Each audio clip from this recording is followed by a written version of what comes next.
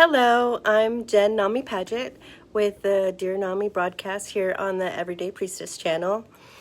And today I have a question from someone who is having an issue with their partner. So I'll just get started by reading their question.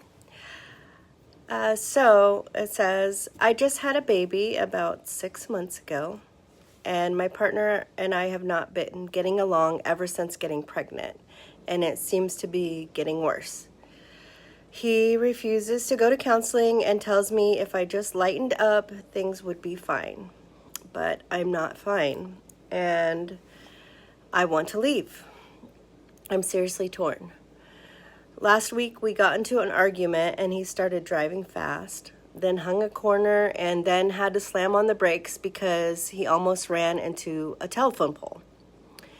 He is in total denial about how bad it actually was.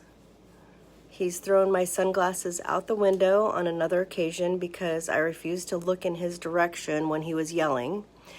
And he smashed his own phone against the wall on another occasion.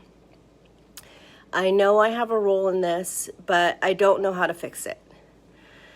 Part of what is making it hard to leave is I'm a stay-at-home mom and don't have any financial resources of my own. I've started a small hidden fund for emergencies, but it's not enough to support us on my own.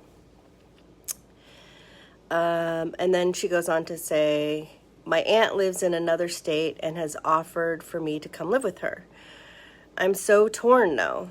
I don't want my child to miss out on having a father. It's a trigger for me because I grew up without mine.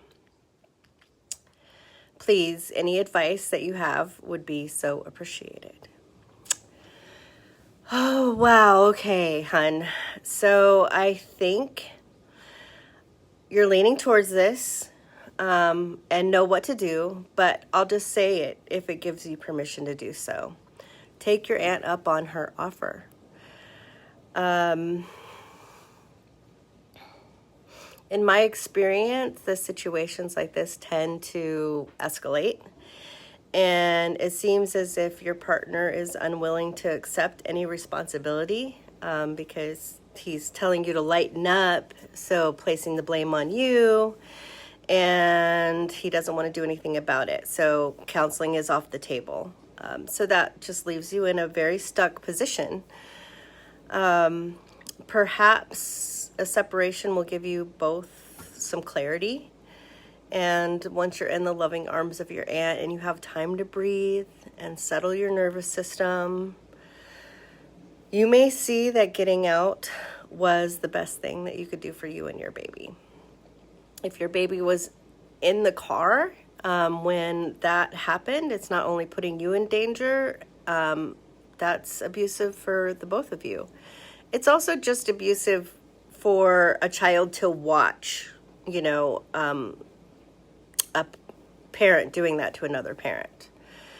And I know it's so tough when finances and emotions are all wrapped up, but I think that you know that leaving would be the best solution right now, and then also not going back until there's some kind of reconciliation on his end, like some responsibility taking. And I would insist on him going to counseling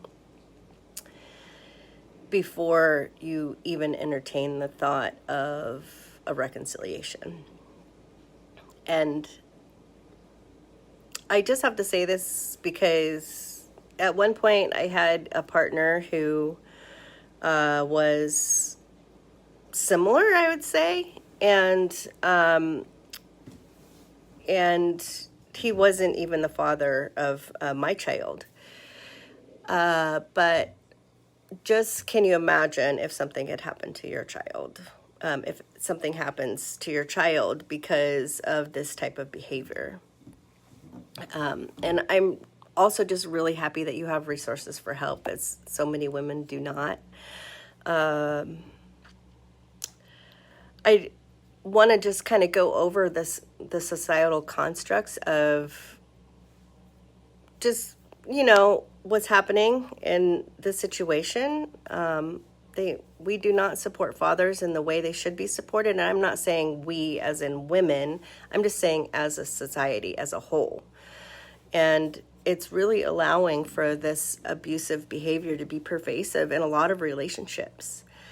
And I'm not saying this so that you have so much empathy that you decide to try to fix the situation right now and not to leave, especially if he's refusing to get any type of help or even acknowledge that there's a problem.